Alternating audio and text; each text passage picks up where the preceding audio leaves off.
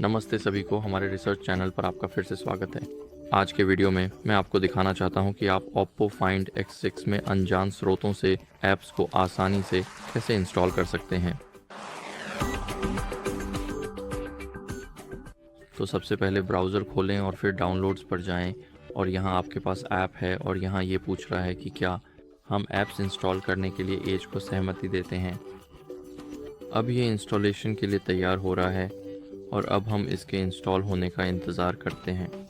हम बटन पर क्लिक करते हैं और यहाँ हम अपना लॉक स्क्रीन पासवर्ड देते हैं और अब जैसा कि आप देख सकते हैं यह इंस्टॉल हो गया है और बस इतना ही। आपका धन्यवाद दोस्तों देखने के लिए। ज़रूर लाइक करें, सब्सक्राइब करें। अगले वीडियो में मिलते हैं। बाय।